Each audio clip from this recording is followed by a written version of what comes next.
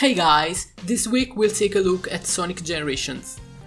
Well, this game is widely considered to be the best in the Boost trilogy, sometimes even the best 3D Sonic game out there. It came out in 2011 for Sonic's 20th anniversary and it featured classic Sonic for the first time in 15 years. But today we're going to focus on modern Sonic again, since there's already a video that scratches the surface about classic Sonic in modern games, and if you guys want more of that, just let me know and I'll get to it. So, the level design in Sonic Generations is still a bit formulaic, like in Unleashed, but it got a lot better. They tried something different with the quick-step sections, for example, and while it's still not the best mechanic out there, at least the implementation we see in Generations is not mindless and boring. Every quick-step section is different from the other and/or very short to begin with, so it doesn't become stale. Take a look at Sky Sanctuary, for example, or Seaside Hill, or, Crazy City, which even has branching paths. The major offender here is Rooftop Run. The section here is similar to the original one in Unleashed, and while it's shorter and there's much more going on, it's still pretty boring. So, while this game still has issues like the quick-step-like rail sections, scripted events and such, what really shines here is the 3D level design. For the first time in a Boost game, the 3D sections are not just boring hallways or empty wastelands, there's actual fun to be had here. While Sonic doesn't play like its classic self, the way the levels are designed is pretty close. I'll explain what I mean. Some parts of these levels are built with different playstyles in mind. The player finally has options. You can take it slow the first playthroughs to get accustomed to the levels and the game physics, and then blast through it once you really understand what you're doing. While the Boost gameplay is fundamentally different from the classic gameplay, the implementation we've seen here is built with the same mindset, and it's really good. For the first time in a Boost game, Sonic's not all about running. The way you approach the game actually matters, and it's the most fun Sonic's ever been in a 3D official game.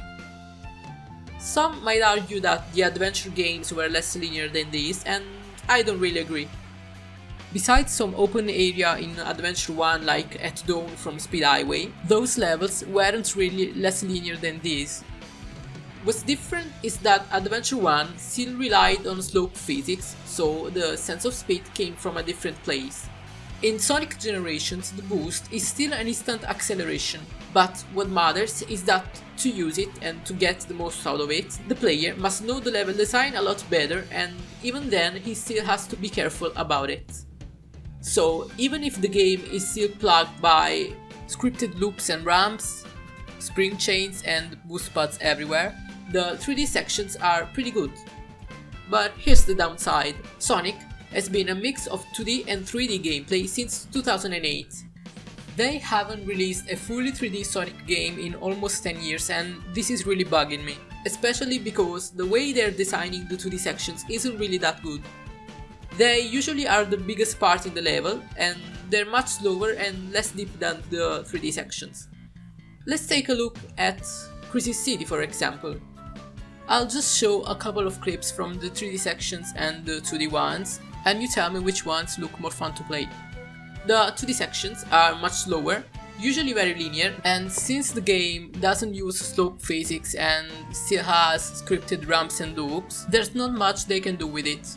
In the 3D sections, Sonic has more freedom of movement, so if those are designed well, even if they still don't make use of physics and such, they can really be fun.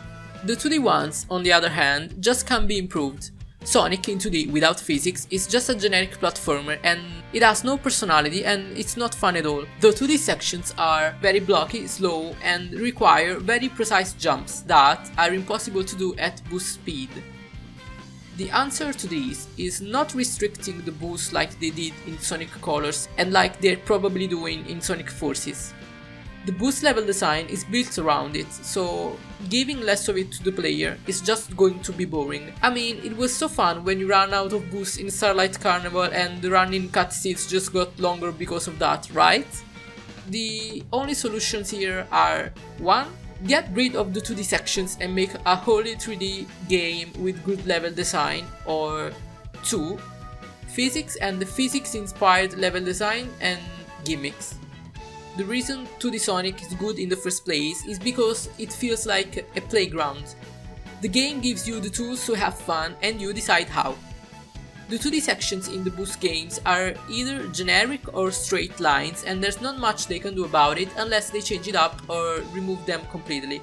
As usual, thank you for watching, I really appreciate it. I wanted to thank my subscribers too, and if you have any requests, just let me know. Until next time, see ya!